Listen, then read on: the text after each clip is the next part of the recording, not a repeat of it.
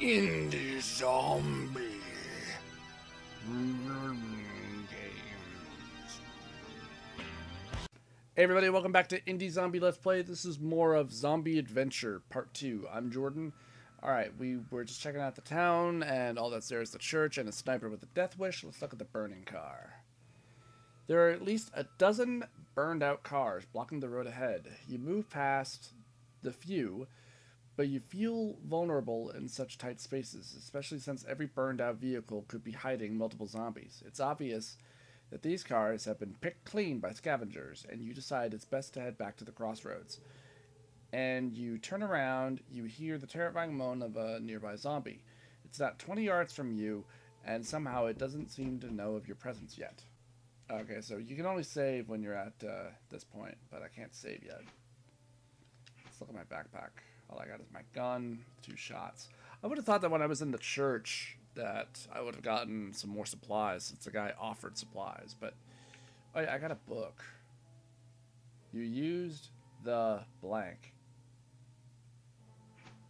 That's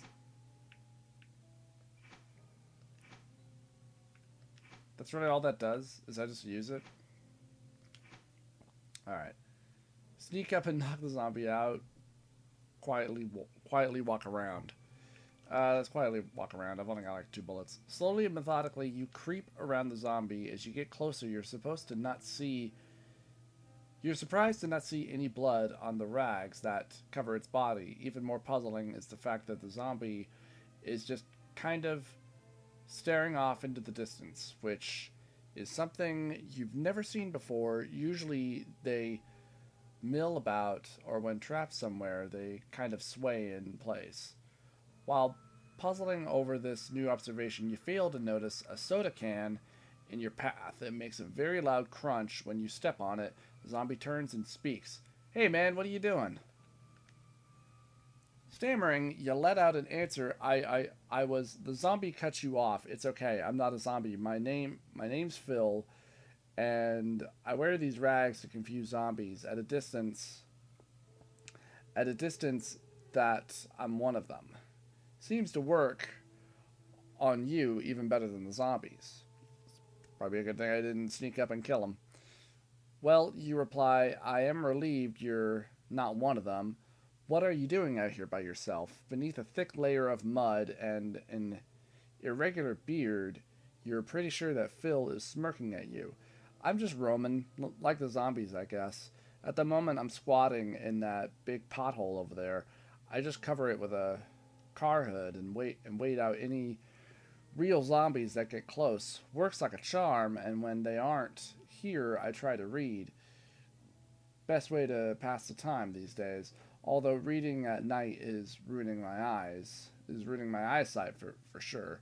Since Phil's been here for a bit, you ask him if he saw a convoy of cars earlier that night. Yes, actually, a whole bunch, probably a dozen cars. They were moving way too fast for this area at night, what with all the nasty potholes. Although I am living in one, so I probably shouldn't call them nasty, dangerous, and homey. Call them nasty, dangerous, and homey, but probably more dangerous than homey. It's clear that Phil is a little odd, but you press for more information. Did you see how many people there were? I was a part of that group, and I need to find them again. Phil ponders your question before answering. Well, they went east, and I have no idea how many there were. I could only see a bit while hiding in my lovely pothole. Are you sure you want to find that group again? They abandoned you, after all. Now, if you'll excuse me, I'm going to take a nap. Good luck. With that, Phil jumps into his pothole and pulls a nearby car hood over himself. A little disturbed by what Phil said, you head back to the crossroads. Hey, Phil yells as you walk past. If you find any books out there, please come back. You arrive back at the crossroads. Go back out to the burned out car. You spot Phil. You hand him the book, and Phil produces the crowbar from beneath his rags. You don't want to know how he kept it in there. You head back to the crossroads. Okay, so You ride back to the crossroads. Let's follow the car tracks. Didn't we do this before? Can I save now? Okay, yeah, I'm just gonna save. Just in case. You head east along the road, following the dozen or so tire tracks in front of you. The moon has finally yielded the sky to the rising sun, but around it storm clouds gather. A storm would mean rain and probably the removal of the tracks you're currently following, especially once they left the highway. You quicken your pace and hurry down the lonely highway. Huge trees flank either side of the crumbling road, and the remains of cars make you nervous. Any of them could be hiding dangers. Perhaps there are other survivors like Phil hiding out in any one of these vehicles or potholes. The thought makes you smile and forget the fact that you're out here on your own and quite vulnerable. You hear before you see a zombie feasting on something up ahead. Attack the zombie, sneak around the zombie, wait behind a car. Let's sneak around it. It takes you a half hour to sneak past the zombie, mostly because other zombies randomly appear from the tree line to join in on the feast. Eventually, you do make it past and continue east. A large green sign on the highway shoulder says Lancaster Market 3 Mills. The word market was clearly painted onto the sign with a white shade that isn't even close to the original. Perhaps your convoy was headed to the marketplace. No matter how hard you try, you can't remember the details of where you were headed or why, so this market is as good a guess as any. Your heart sinks when you realize that the highway bridge about a mile in the distance has collapsed. This forces you to take the next exit off the highway in the hopes that you can find a way across the river that the bridge once traversed. The exit and nearby underpass is actually a small community of some kind of a few dozen people are going about their business behind a crude fence surrounding its perimeter. You walk down the exit ramp and into the first entrance to makeshift fort and you can find. God, I cannot read. And I'm very sleepy right now. I apologize. The rain continues to come down at a steady but not overwhelming pace as you get close to the underpass. You can see why they chose this location. There are piles of wood, steel objects to create a barrier parallel to the concrete roadway above.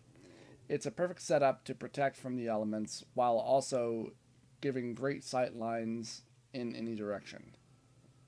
all directions. You come across a chain-link gate that seems to be the main entrance to this town. A man who appears to be standing on a chair to see over the makeshift wall shouts as you approach. "What the hell are you doing traveling at night? Where are you off to in such a hurry?" Say, looking for a convoy of cars, trying to get to Lancaster Market, none of your business. Looking for the convoy. I'm looking for a convoy of cars that came through here last night. Have you seen them? You ask the guard, who he responds, "How could I miss them? This is the only way to get to Lancaster Market. They made a nice payment to Snarl for the toll. Come on in. You should get out from the rain." The guard's head disappears, and then you hear the sound of a metal latch releasing. The chain link gate slides inside the wall, and you enter. Oh. Sorry, this is just slightly boring, because text adventures really aren't my thing. I don't like reading much. The apocalypse is a filthy place, and this shantytown is no different. Lintos, that's a word, built out of everything you can imagine, are scattered beneath the underpass. Small fires are burning in barrels with quiet souls huddled around them. In the center is a much larger structure, which seems to have had more thought put into it than the rest. Wooden beams were cut into the asphalt to support dozens of steel planks nailed together to a form of sort of hut. You hear the chain link gate close behind you and turn to see the guard is back to looking down the road again. As you suspected, he's standing on a lawn chair to see over the wall. Since your clothes are wet, you decide to huddle with a few strangers around the nearest barrel fire. You see that such a gathering has plenty of space for you to join them. There are two men and a woman standing with you and staring aimlessly into the fire. Once they realize another human being has joined them, they look up at you in unison. You are expecting stares of indifference or even hatred, but instead they all look extremely hopeful and glad to see you. Oh boy. Okay. You know what? I'm sorry. I'm just really not in the mood right now. I'm actually very tired. Maybe it's just because this is just how my brain works. So, I'm sorry. I'm going to cut this one a little bit short. Everybody, this has been Indie Zombie Let's Play Zombie Adventure. Maybe I'll continue this further another day. But if you guys are enjoying this, please let me know in the comments section. Please hit the like and subscribe button if you are enjoying this. I'm sorry if I sound bored. It's just I've been playing so much today, and it begins to take a lot out of you. But I hope that you guys enjoyed, and I will continue this later on. I'll see you guys next time.